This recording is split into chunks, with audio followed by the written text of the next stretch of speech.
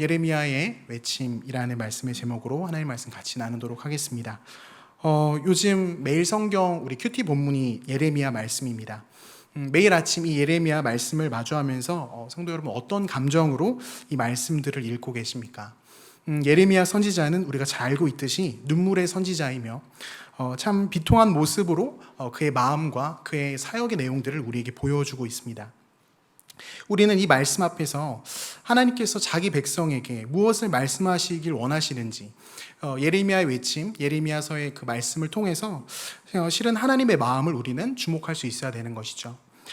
청년들과 함께 또 매일 큐티 나눔을 하고 있는데요. 청년들 가운데에도 저에게 이런 이야기를 하는 지체가 있었습니다.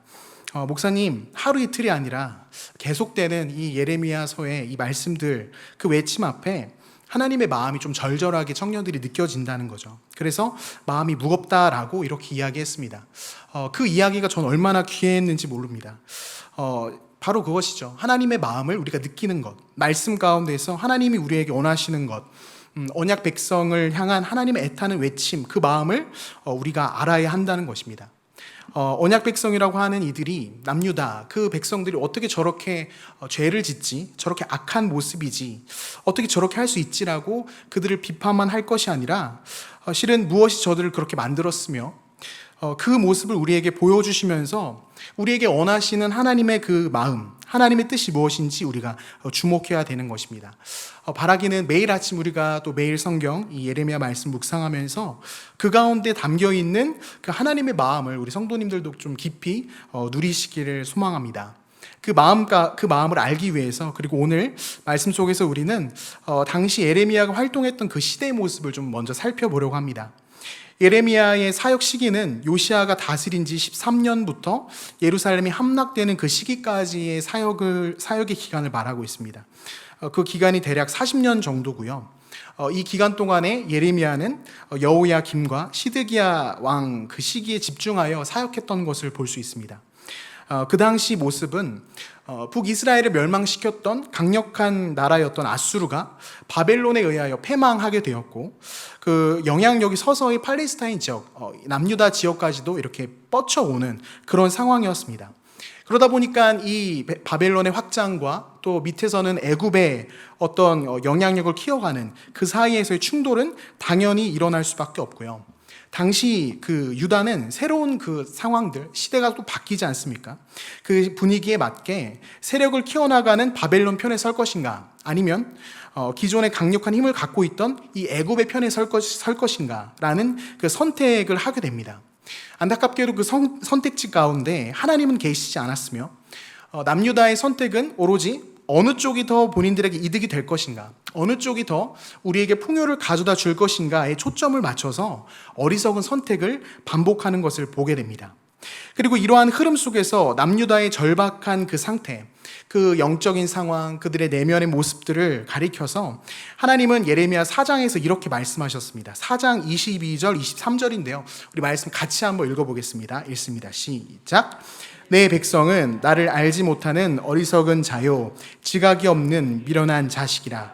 악을 행하기에는 지각이 있으나 선을 행하기에는 무지하도다. 보라, 내가 땅을 본즉 혼돈하고 공허하며 하늘에는 빛이 없으며. 이렇게 기록되어 있습니다. 23절에서 등장하는 혼돈, 공허, 빛이 없다, 이런 표현들 좀 익숙한 표현이지 않습니까? 창세기 1장 1절에 하나님의 그 창조 기사에서 등장하는 그런 하나님의 말씀인데요. 이것을 비유로 가져와서 말씀하고 계신 겁니다. 무엇입니까? 하나님의 백성이고 언약 백성임에도 불구하고 그들 가운데는 지금 하나님께서 이 세상을 창조하시기 전과 같은 상태, 마치 하나님의 부재함으로 하나님의 어떤 일하심과 하나님의 능력이 드러나는 이런 것들이 아무것도 보이지 않는 흑암과 혼돈과 공허함, 하나님의 부재한 상태가 바로 그들의 모습이라는 것입니다. 그렇게 예레미야와 또 이사야와 같이 남유다의 그 심각한 상태를 드러내는 성경에서 나오는 자주 등장하는 표현들이 무슨 표현이냐면, 제사장들도 재판관조차도 하나님의 뜻을 저버리고 그들이 부정과 불의함으로 행한다는 것입니다. 재판관과 제사장, 이들은 그들의 타락은 실은 공동체 전체의 타락을 의미하는 것입니다. 율법이 있음에도, 성전이 있음에도 하나님의 부재함 가운데 그들은 신앙생활, 하나님 앞에서 예배를 드리는 삶이 아니라 종교 행위로 그들이 일관하고 있었다는 것입니다. 그렇게 하나님의 이러한 남유다를 바라보는 하나님의 평가는 예레미야 6장 6절인데 이렇게 하나님 말씀하시는데요. 제가 말씀 읽겠습니다. 만군의 여호와가 이와 같이 말하노라. 너희는 나무를 베어서 예루살렘을 향하여 목책을 만들라. 이는 벌받을 성이라. 그 중에는 오직 포악한 것뿐이니라. 남유다의 모습, 그들의 모습을 바라보는 하나님의 평가가 바로 이러합니다. 벌받을 성읍이다. 그들 가운데는 포악이 있을 뿐이다 라고 이야기하는 것이죠. 이렇게 하나님께서 날카롭게 그들의 상태를 지적하고 그들을 판단하시는데, 그렇다면 남유다 그들도 자신들의 상황을 좀 어떤 문제라든지 위기라는 것을 그들이 느꼈을까요? 안타깝게도 남유다는 그들의 시선에서 본인들은 아무런 문제가 없다라고 여겼다는 것입니다. 마치 마지막 꺼지기 직전의 촛불처럼 유다는 가나안의 그 열매들을 먹고 있었습니다. 그렇게 그들은 자신의 모습을 말하기에 예레미야 성경에서 이렇게 말씀을 하고 있는데, 예루살렘은 아름답고 우아한 시온이다 이렇게 표현합니다. 그러니까 자신들을 가리켜, 예루살렘의 모습을 가리켜 아름답고 우아하다라는 거죠. 같은 상황입니다. 같은 형편이고요. 그런데 바라보는 시선, 하나님이 바라보는 시선과 남유다 스스로 자신들을 평가하는 이 시선이 너무나도 다른 것입니다.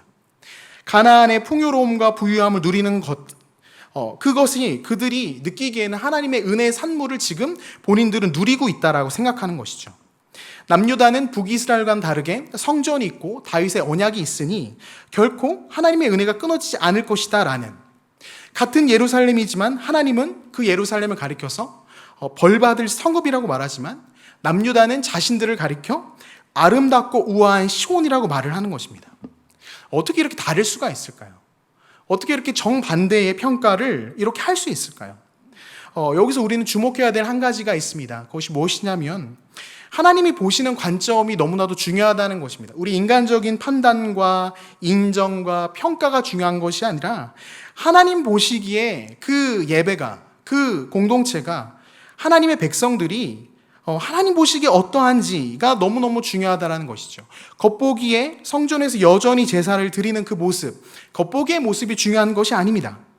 하나님 앞에서, 하나님의 관점 앞에서 그 평가와 인정이 무엇보다도 중요하다는 것이죠. 오늘날 우리의 신앙 역시 그렇습니다. 사람들 보기에 인정받을 수 있죠. 주일 예배 잘 드리고 주중에 또 예배도 함께 드리며 또 열심히 기도하고 하나님 앞에 살아내는 어떤 사람들로부터 받는 인정과 평가가 있습니다. 근데 그렇다 하여도 하나님 앞에서 우리가 정말 인정받는 그 신앙의 모습인지를 우리는 실은 점검해야 된다는 것이죠. 그렇다면 질문해 봐야 될 것입니다. 무엇으로 우리가 그 신앙의 상태를 점검할 수 있을 것인가? 무엇을 통해서 우리가 우리의 형편과 우리의 신앙의 어떤 성적을 확인할 수 있을 것인가? 우리는 확인할 수 있는 시금석으로서 오늘 본문에 나오는 남유다를 향한 하나님의 말씀 속에서 두 가지 질문을 가지고 우리의 상태를, 우리의 신앙의 모습을 한번 살펴보려고 합니다. 첫 번째 질문은 바로 이것입니다. 옛적 길을 걷고 있는가라는 것이죠. 같이 한번 따라해 볼까요? 옛적 길을 걷고 있는가? 이게 무슨 말씀이신가 싶을 겁니다. 오늘 본문에서 잠깐 우리가 읽고 지나갔으니까요. 16절 말씀, 이런 말씀이 있습니다. 같이 한번 읽어볼까요? 여호와께서 이와 같이 말씀하시되 너희는 길에 서서 보며 옛적 길 곧 선한 길이 어디인지 알아보고 그리로 가라. 너희 심령이 평강을 얻으리라 하나 그들의 대답이 우리는 그리로 가지 않겠노라 하였으며, 이렇게 나와 있습니다. 하나님께서는 그 남유다를 향하여 이렇게 말씀하셨습니다. 너희는 일단 가는 그 길에서 멈춰서서 너희들의 그 길의 상태를 돌아보라 라고 말씀하시죠. 그리고 그들이 나아가야 하는 길에 대해서 말씀하십니다. 그것이 무엇이냐면 바로 그 옛적 길. 하나님께서 말씀하신 그 옛적 길이라는 것은 이스라엘 백성들이 출애굽하던 당시에 이스라엘이 걸어갔던 광야의 길을 의미합니다. 광야에서 40년간 걸어갔던 그 길을 말이죠. 근데 하나님께서 왜 지금 이 말씀을 하시는 걸까? 왜 옛적 길을 돌아가라, 그 길로 다시 너희들의 걸음을 옮겨라 라고 하실까요? 지금 남유다의 현실적인 상황과는 사실 맞지 않은 것처럼 느껴집니다. 새로운 나라가 강력하게 등장하고 있고 국제관계가 혼란스러운 상황 속에서 이러한 이 시대 속에서 살아남기 위해서 필요한 것은 무엇보다도 새로운 방법, 새로운 길, 뭔가 나에게 이득을 주고 나에게 좋은 영향력을 주고 나를 든든하게 해줄 수 있는 그 어떤 대상을 찾아가는 새로운 길을 찾는 것이 마땅해 보인다는 것이죠. 그런데 하나님께서는 무엇을 말씀하시는 겁니까? 옛적 길을 따르라는 겁니다. 옛적 길을 너희들이 다시 돌아가라 라고 말씀하시는 거죠. 하지만 남유다는 오늘 말씀 16절에서 읽었던 것처럼 그들이 그 길을 가지 않겠다고 말하고 그들은 무엇을 쫓아갑니까? 자신들의 눈에 이득이 되는 것, 자신들에게 좋은 것을 줄 만한 이방의 우상들과 이방의 나라들을 그들은 쫓아갔습니다. 옛적 길이 아닌 새로운 길을 찾아서 그들이 나아가는 것이죠. 그러한 이 남유다의 모습을 가리켜서 예레미야 2장 36절에서는 이렇게도 이야기합니다. 제가 읽겠습니다. 말씀 띄워주시고요. 2장 36절. 내가 어찌하여 내 길을 바꾸어 부지런히 돌아다니느냐? 내가 아수르로 말미암아 수치를 당함같이 또한 애굽으로 말미암아 수치를 당할 것이라. 여기도 이렇게 말씀이 기록되어 있지 않습니까? 내 길을 바꾸어, 내가 어찌하여 내가 마땅히 가야 될 길을 바꾸어 다른 곳으로 돌아다니느냐. 그래서 아수르로 말미암아 수치를 당하였는데 또한 애굽으로 말미암아여도 또 수치를 당할 것이다 라고 이 남유다의 선택은 이러하였습니다. 남유다는 새로운 길을 찾아서 아수르든 애굽이든 이방의 나라와 우상들을 찾아서 그 길을 나아갔던 것이죠. 여기서 우린 곰곰이 생각해 봐야만 합니다. 새로운 길을 찾고 좀 이득이 되고 조금 강력한 뒷배가 되어줄 만한 그런 대상을 찾아가는 그 새로운 길, 정말 살 길처럼 느껴지는 그 새로운 길을 모색하는 것을 하나님은 왜 멈추라고 하시고 왜 옛적 그 과거의 길을 돌이켜 보라고 하시는지 우리는 생각해 봐야만 합니다. 그 답은 간단합니다. 무엇이냐면 옛적 그 선한 길은요, 지금 남유다가 쫓고 있고 바라보는 것처럼 눈에 보이는 이득을 쫓아가는 길이 아니기 때문에 그렇습니다. 힘을 쫓아가는 길이 아니기 때문에 그렇습니다. 오직 그 옛적 그 선한 길은 잠잠히 하나님만을 바라보며 가는 길이기 때문에 하나님께서 지금 이 이야기를 하고 계시는 것입니다. 우리가 잠시 머릿속으로 상상을 좀 하면서 말씀의 그 옛날의 그 모습들을 한번 떠올려 봤으면 좋겠습니다. 그 이스라엘 백성들이 40년간 광야를 걸었던 그 걸음들이 어떠했습니까?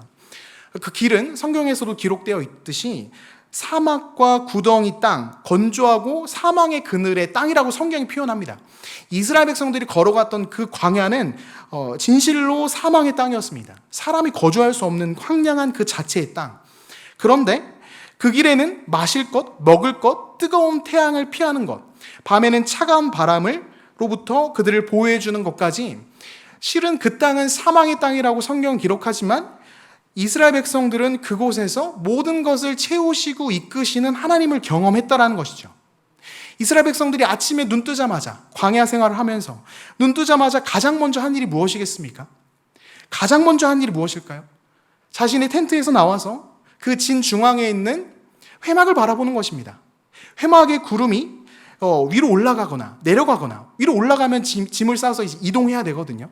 그러니까 그들이 가고 서고 또 어떠한 것을 하는 모든 것이 사실은 하나님께 집중하는 것이 이스라엘 백성들이 광야 생활이었다는 것입니다. 황량한 그곳, 사망의 땅이었으나 그곳에서 누구만을 의지한다고요? 하나님만을 의지하며 나아갔던 것. 물론 그 과정에서 힘과 풍요를 상징하는 애굽으로 돌아가고픈 어떤 충동도 있었습니다.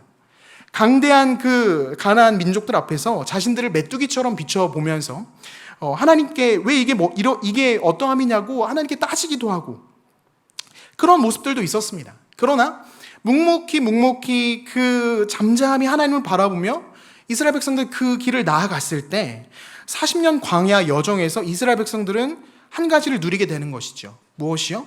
진실로 하나님이 우리 하나님이 되시는구나. 진실로 하나님이 우리를 이끌어 가시는구나. 그래서 그 길이 옛적 길, 곧 선한 길이라고 하나님 말씀하시는 것입니다. 신명기에서 말씀하셨던 것처럼 눈에 보여지는 환경은 황량하고 사망의 땅이었지만 그들의 옷이 헤어지지 않고 발이 부르트지도 않고 굶주려 죽지도 않고 목말라 죽지도 않고 그들은 하나님께서 이끄시는 여정을 잘 나아갔다는 것이죠. 거짓되고 헛된 것들로 하나님을 놓치고 죄의 길을 걷고 있습니다. 남유다의 모습이죠. 그 남유다를 향하여 하나님은 외치시는 겁니다. 너희가 지금 눈에 보이는 것, 너희에게 이롭게 할 만한 것, 그런 것들을 쫓아갈 것이 아니라 진실로 너희가 옛적 그 길로 돌아와 하나님께로 돌아와 하나님의 마음이 무엇인지 알고 다시 온전한 관계로 지금 이스라엘 백성들 남유다를 부르시는 것이지요. 그러나 남유다의 반응은 무엇이었죠? 거절입니다. 거절. 그 옛적 길이 싫다는 것이죠. 하나님, 저희는 그 길로 가고 싶지 않습니다. 그런데 말씀을 곰곰이 묵상하면서 발견하게 되는 것은요, 우리 또한 남유다와 같이 하나님께서 옛적 그 선한 길로 우리를 이끄실 때, 초청하실 때 우리도 하나님 앞에서 무엇을 말하냐면 하나님, 그 길 가고 싶지 않습니다라는 우리 안에 죄된 본능이 그렇게 대답을 하는 것입니다. 우리는 하나님께서 이끄시는 옛적 그 선한 길을 가기보다는 오늘날 나에게 도움이 되는 그 죄의 길을 찾기에 더 바쁘다라는 것입니다. 옛적 선한 길을 걷기에 힘쓰지 않으면 우리는 너무나도 자연스럽게 다른 이 세상의 새로운 길, 나에게 이득이 되고 나에게 힘을 줄 것 같은, 풍요로움을 줄 것 같은 그 길을 우리는 갈망하고 나아가고자 한다는 것이죠. 특히나 오늘날 우리의 삶을 한번 생각해 봤으면 좋겠습니다. 힘과 풍요로움의 길을 향해 가라는 이 세속의 가르침이 얼마나 강한지 모르겠습니다.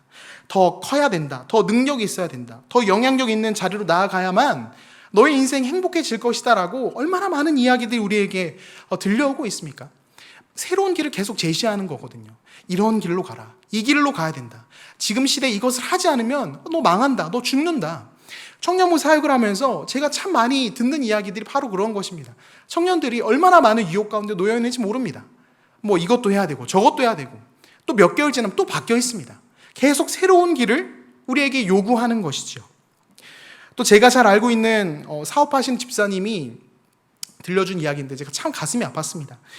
사업을 하시는 집사님이 그 경쟁사랑 같이 어떤 입찰을 따내기 위해서 열심히 사업을 하시고 이제 제품 소개도 하시고 이렇게 잘 하시는데 상대편 그 경쟁사에서 너무나도 그 부정적인 접대를 하고 그 마음을 얻고자 너무 인간적인 방법들, 악한 일들을 너무 하는 것을 다 옆에서 보고 있었다는 것입니다. 그러면서 이제 이 집사님에게도 은근슬쩍 욕을 한다라는 것이죠. 이렇게 좀 우리에게 좀 달라고, 이렇게 좀 해달라고. 근데 이분이 이렇게까지 해야만 하는 것인가? 저게 우리를 정말 살리게 하는 그 방법인가? 근데 하나님이 원하시지 않는 방법인데 저 길을 가야만 하는가라는 그 마음 가운데 갈등과 그 답답함이 너무 고통스러워서 목사님 어떻게 해야 되냐고 기도 제목을 요청한 집사님이 계셨습니다. 근데 그렇게 하지 않으면 정말 죽을 것 같다라는 것이죠. 그 길을 선택해야만 내가 살 것처럼 느껴진다는 것입니다. 이게 집사님만의 이야기가 아닙니다. 청년들만의 이야기가 아닙니다. 바빌론의 세상 가운데에서 하나님의 길이 아니라 세상에 눈에 보이는 것을 따라 그 길을 나아가는 것이 더 유익하다라고 우리에게 계속 유혹하는 것이죠. 우리 자녀를 양육하는 것도, 그 교육 과정에서도, 경제적인 모든 활동에서도 그 왠지 그 길에서 벗어나 성경적인 가르침, 하나님의 원하시는 그 길, 그 옛적 그 길로 들어가면 왠지 내가 망해버릴 것 같은 그 불안감과 초조함 때문에 이렇게 하면 하나님이 기뻐하시지 않는 것 같은데 그걸 알면서도 우리도 모르게 그 걸음을 한 걸음 한 걸음 내딛고 있는 것입니다. 이게 우리의 현 모습이라는 것이죠. 남유다의 모습과 무엇이 다르겠습니까? 다르지가 않습니다. 물질적인 풍요와 만족과 그것을 쫓아서 다른 박질하는 죄인들의 모습, 그 과거의 남유다나 오늘날 이 현대의 그리스도인들, 성도들의 모습이나 너무나도 다를 바가 없는 것입니다. 제사장, 지도자, 재판관, 그들마저 각자 자신의 역할과 자신의 사명을 다 타협해버리고 변질되어 가고 남유다의 그 부패함의 모습이 오늘날 우리의 모습과 다르지 않는 것이죠. 다른 길을 향한 그 갈망, 다른 길을 자꾸 쫓아가고자 하는 그 마음들, 우리는 이 남유다의 모습과 또 우리 안에 있는 이 마음 가운데 끓어오르는 새로운 길을 향한 갈망과 이 모습들을 곰곰이 마주하면서 오늘 이 첫 번째 질문 앞에 우리 스스로 점검해 봐야만 합니다. 하나님께서 말씀하시는 거죠. 물어보시는 것입니다. 옛적 그 선한 길로 지금 너희들 걷고 있는가? 그 옛적 선한 그 길에서 나와 함께, 나만을 의지하여 나와 함께 그 길을 나아가고 있는가라고 하나님 물어오실 때 우리가 그 지엄한 하나님의 말씀 앞에서 반응해야 되는 것이죠. 하나님, 내가 나의 걸음을 멈추고 다시 한번 돌아봅니다. 다시 한번 돌아보아 옛적 그 선한 길을 다시 한번 나아가 하나님을 의지하여 다시 한번 주님 기뻐하시는 그 삶을 살아가겠노라라고 하나님께 우리가 고백해야 되는 것입니다. 어리석게 이 남유다의 그 모습처럼 나는 그 길 가고 싶지 않습니다 라고 말하는 그런 죄된 모습이 아니라 우리는 이 질문 앞에 첫 번째, 옛적 그 길을 걷고 있는가 라는 질문 앞에 예 주님, 제가 그 길을 가길 원합니다 라고 대답해야 된다는 것입니다. 오늘 본문에서 두 번째 질문이 또 우리에게 다가옵니다. 그것은 17절 말씀인데요, 6장 17절 말씀 같이 한번 읽어보겠습니다. 내가 또 너희 위에 파수꾼을 세웠으니 나팔 소리를 들으라 하나 그들의 대답이 우리는 듣지 않겠노라 하였도다. 아멘. 두 번째 질문은 이것입니다. 파수꾼의 나팔 소리를 지금 듣고 있는가라는 것이죠. 첫 번째는 무엇이었습니까? 옛적 길을 걷고 있는가? 두 번째는 파수꾼의 나팔 소리를 듣고 있는가? 하나님 남유다에게 말씀하시는 겁니다. 파수꾼의 나팔 소리를 들으라 하였더니 그들이 뭐라 말합니까? 우리는 듣지 않겠다라고 말합니다. 조금 더 이 의미를 잘 드러나게 조금 더 풀어서 설명한다면 하나님께서는요, 이스라엘 백성 남유다를 지키기 위하여 바로 파수꾼을 세우셨습니다. 그들을 지키려고. 그래서 파수꾼은 그 역할을 하는 것이죠. 하나님의 말씀을 전하는 선지자들, 파수꾼이 하나님의 말씀을 그들에게 들려줍니다. 나팔을 울리는 것이죠. 나팔이 무슨 역할을 합니까? 대적이 나타났을 때, 대적이 지적으로 다가왔을 때 잠들어 있는 이들을 깨우는 것입니다. 준비시키는 것이죠. 위기가 다가왔다. 일어나서 경계하여라. 나팔을 불니다. 하나님 말씀을 듣게 합니다. 남유다 백성들이 죄 가운데 잠들어 있고 남유다 백성들이 하나님을 떠나 그렇게 살아갈 때, 죄가 그들 가운데 찾아올 때 하나님께서는 이 나팔을 통하여 하나님의 말씀을 그들에게 들림으로 잠자고 있는 그 남유다, 유다를 깨우는 영적 경종을 울려주시는 것입니다. 그런데 그것을 남유다는 어떻게 한다고요? 듣지 않겠다라는 것입니다. 하나님께서 보내신 선지자들을 통해 그들이 다시 일어나서 하나님께로 돌아오게끔 하나님이 일하고 계시는데 그들은 우리는 듣지 않겠다. 우리는 하나님의 말씀, 우리를 깨우는 영적 경종 이런 거 다 필요 없다. 듣지 않겠다라고 말하는 것입니다. 오히려 그 말을 전하는 선지자들을 핍박하는 것이 바로 남유다의 모습이었습니다. 하나님의 말씀을 전하는 선지자들을 핍박하고 오히려 거짓 그 선지자들을 기뻐하죠. 예레미야 말씀을 쭉 읽다 보시면 아마 느끼실 것입니다. 예레미야 선지자가 정말 많은 고통을 당하거든요. 자기 민족들에게 하나님의 말씀을 전하는데 돌아오는 것은 엄청난 비난입니다. 인정하지 않습니다, 그들이. 예레미야가 그토록 고통을 당한 이유가 바로 이것이죠. 남유다의 멸망을 말할 때 그들의 죄를 드러낼 때 그들이 얼마나 예레미야를 핍박하였습니까? 예레미야 37장 18절, 19절, 21절 말씀에 이런 말씀들이 기록되어 있습니다. 예레미야의 심정을 좀 느끼면서 한번 읽어봤으면 좋겠는데요. 같이 한번 읽어보겠습니다. 18절, 19절, 21절입니다. 예레미야가 다시 시드기야 왕에게 이르되 내가 왕에게나 왕의 신하에게나 이 백성에게 무슨 죄를 범하였기에 나를 옥에 가두었나이까? 바벨론의 왕이 와서 왕과 이 땅을 차지하리라 예언한 왕의 선지자들이 이제 어디 있나이까? 이에 시드기야 왕이 명령하여 예레미야를 감옥들에 두고 떡 만드는 자의 거리에서 매일 떡 한 개씩 그에게 주게 하매 성중에 떡이 떨어질 때까지 이르니라. 예레미야가 감옥들에 머무느니라. 아멘. 하나님의 말씀이 들려와도 그것을 듣고 싶어 하지 않습니다. 그 말씀이 결국 경종의 나팔로 그들에게 다가오니까 그들이 진짜 원하는 것은, 그들의 본능 가운데, 그 죄성인 본능 가운데 원했던 것은 경종의 나팔, 영혼을 울려 깨우는 소리가 아니라 귀에 달콤한 말을 듣길 원했다라는 것이죠. 달콤한 말. 그러나 진실로 우리의 영혼이 들어야 되는 것은 무엇입니까? 바로 하나님께서 세우신 파수꾼의 나팔 소리를 우리는 들어야 됩니다. 그 나팔 소리를 들어야 그 영혼이, 우리의 영혼이 살아나게 된다는 것이죠. 사탕발림의 거짓 평강을 말하는 거짓된 메시지들이 아니라 오직 하나님의 말씀, 선지자들의 외침으로 들려주시는 하나님의 말씀이 들릴 때 남유다는 살아날 수 있었다라는 것이죠. 오늘날 우리도 마찬가지입니다. 하나님의 말씀이 우리의 영과 골수를 쪼개서 우리의 죄를 드러나게 하시고 직면하게 하시고 마주하게 하셔서 다시 하나님께로 돌아오게끔 하나님이 우리에게 그 말씀을 들려주신다는 것입니다. 달콤한 사탕 발림의 메시지가 아니라 오히려 그 말씀이 들릴 때 우리는 가슴을 치며 엎드리며 하나님 앞에 나아가게 된다는 것이죠. 그 경종을 듣기 싫어했던, 그 나팔 소리를 듣기 싫어했던 남유다와 같이 오늘날 우리의 모습 또한 참 다르지 않습니다. 오늘날 우리의 성도들, 이 시대의 많은 크리스찬들이 원하는 것이요, 남유다와 다르지가 않습니다. 제가 다음 세대 사역을 또 하면서 또 관련한 많은 사역자들과 가끔 교제도 하고 또 서로 안부를 묻곤 하는데, 교역자들끼리, 사역자들끼리, 고등부나 중등부나 청년부나 사역자들끼리 모여서 그 사역의 어려움들을 나눌 때 이런 이야기를 서로 나눴습니다. 무엇이냐면, 다음 세대 사역의 트렌드가, 오늘날 다음 세대 사역의 트렌드가 위로와 격려와 축복이라고 우리가 이야기를 합니다. 느껴지십니까? 위로와 격려와 축복.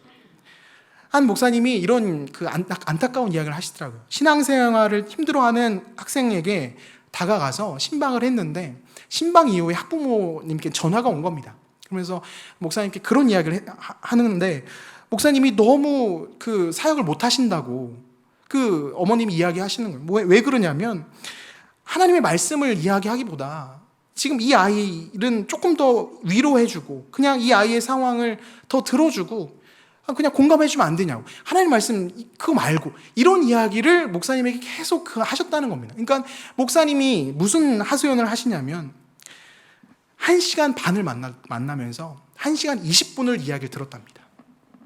1시간 20분을 10분 마지막에 마무리하면서, 하나님이 우리에게 이런 말씀을 주셨다, 우리가 이렇게 해야 되지 않겠냐.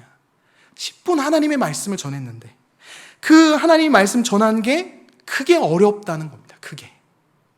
그 말씀이 찔림이 되었던 것이죠.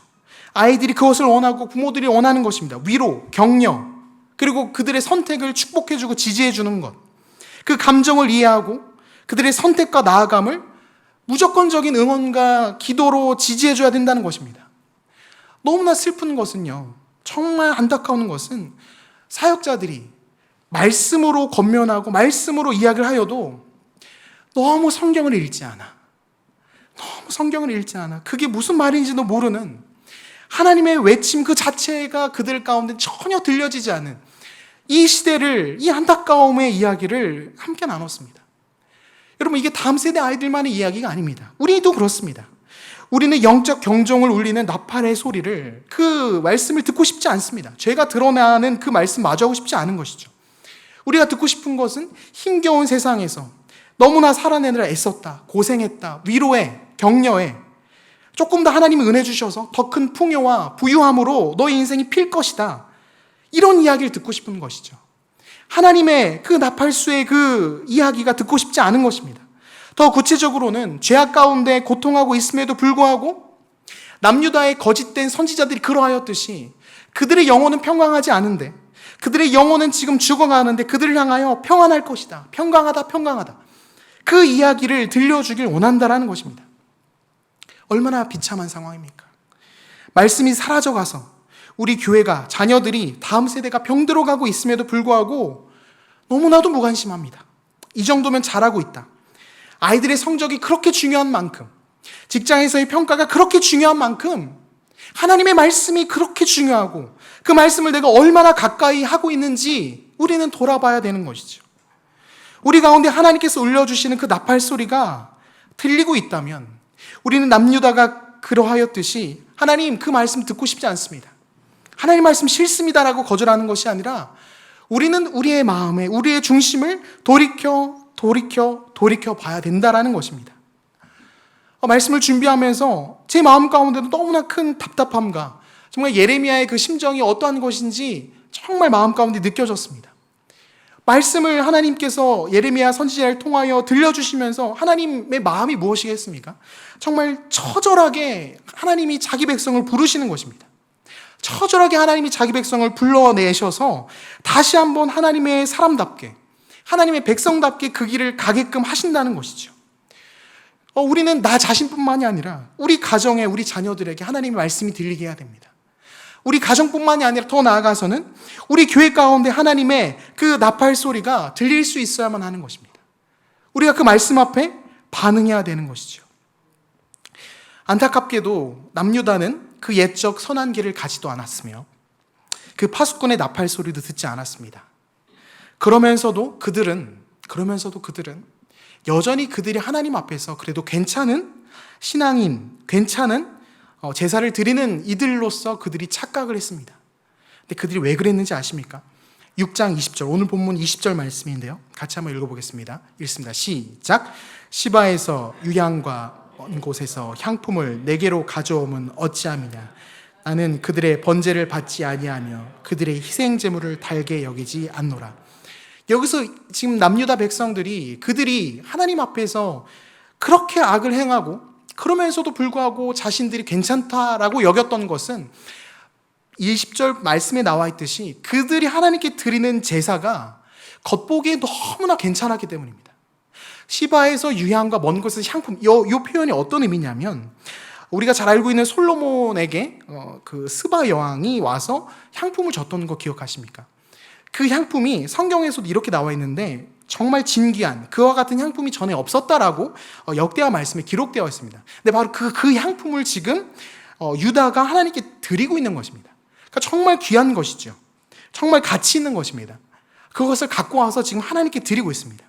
그리고 번제물과 희생제물을 하나님께 열심히 드리고 있습니다. 그러니까 이것들을 하나님께 올려드리면서 본인들 스스로, 남유다 백성들 스스로 이 정도면 나쁘지 않다는 것입니다. 이 정도면 괜찮은 신앙인이다라고 자기 위로의 신앙의 모습을 그들이 보였다라는 것이죠. 근데 문제는 무엇입니까?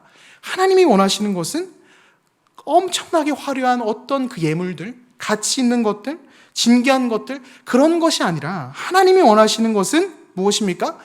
남유다 백성들 각자의 마음의 그 중심이라는 것이죠. 이것을 우리에게도 동일하게 가져와 적용한다면 우리의 예배, 우리의 어떠한 헌신, 우리의 어떠한 열심, 하나님이 정말 원하시는 것이 그것인지 우리는 점검해 봐야 되는 것입니다. 반복되는 형식적 예배가 아닙니다. 화려한 음향, 화려한 조명, 화려한 그 어떠한 것 아무것도 아닙니다. 마음, 그 중심, 하나님이 정말 원하셨던 것은 하나님의 백성들의 마음이라는 것이죠. 하나님이 원하셨던 것은 유다의 마음이었습니다. 하나님의 말씀에 반응하는 유다, 하나님을 진실로 의지하여 정말 하나님만 바라보며 새로운 길을 도모하고 모색하는 것이 아니라 옛적 길을 하나님과 걷기를 원했던 그 마음을 하나님이 원하시는 것이죠. 신약으로 넘어와서 오늘을 살아가는 우리에게도 이 말씀은 동일하게 들려옵니다. 하나님께서 우리에게 두 가지 말씀을, 두 가지 질문을 하십니다. 하나님과 동행하는 그 옛적 선한 길을 나와 함께 가겠느냐라고 질문하실 때 사랑하는 성도 여러분 어떻게 대답하시겠습니까? 주님, 제가 눈에 보이는 풍요와 눈에 보이는 나를 강력하게 만들어줄 것, 나를 행복하게 만들어줄 그 어떠한 것들이 아니라 하나님을 바라보고 나아가겠습니다. 우리 그렇게 대답할 수 있어야 됩니다. 또한 하나님이 이렇게 말씀하시죠. 그 나팔 소리를, 파수꾼의 나팔 소리를 지금 듣고 있느냐라고 주님 우리에게 물어보실 때 우리의 영적 경종이 울려지는 하나님의 말씀이 우리 가운데 있어야 되는 것입니다. 그 말씀을 붙잡고 살아 때로는 그 말씀을 지키지 못함으로 안타까워하여 하나님 앞에 기도하고 다시 한번 주님 원하시는 그 길로 나아갈 수 있도록 오늘도 우리는 하나님의 마음을 따라 나아가야 되는 것이죠. 그 길에서 떠나 다른 길을 나아가고 있다면 다시 돌이켜 하나님 앞으로, 말씀이 들리지 않는다면 나의 죄된 자리를 점검하라고 말씀하시는 그 하나님의 말씀을 더 들을 수 있는 자리로 우리가 나아가야 되는 것입니다. 사랑하는 성도 여러분, 오늘 말씀이 우리에게 정말 찔림으로 다가오길 원합니다. 남유다의 그 패역함과 그 부패함이 오늘날과 조금도 다르지가 않습니다. 그들의 안타까운 모습을 보면서 우리는 우리 스스로의 모습을 봐야 됩니다. 내가 이러하구나. 내 마음이 이렇게 굳어가 있구나. 내 마음이 이렇게 하나님의 말씀 듣기를 싫어하는구나라고 우리 스스로를 돌이켜 봐야 합니다. 우리의 마음과 중심을 원하시는 하나님 앞에서 우리가 결단하는 일은, 그 결단을 주저하는 일은 결코 있어서는 안 될 것입니다. 예레미야 4장 4절 상반절 말씀인데요. 이 말씀 읽고 오늘 말씀 마치도록 하겠습니다. 같이 읽습니다. 유다인과 예루살렘 주민들아, 너희는 스스로 할례를 행하여 너희 마음 가죽을 베고 나 여호와께 속하라. 우리 마음에 가죽을 베고 우리 마음에 할례를 행함으로 다시 한번 하나님께 집중하고 옛적 그 선한 길로 오늘도 이끄시는 하나님을 붙잡으며 내 마음에 경종을 울려주시는 하나님의 말씀을 꼭 붙잡고 나아가는, 그렇게 해서 정말 이 시대 가운데 하나님이 찾으시는 하나님의 사람들로서 우리가 다시 한번 일어나게 되길 간절히 소망합니다. 이 시간 말씀 생각하면서 같이 찬양하고 기도하며 나아가도록 하겠습니다.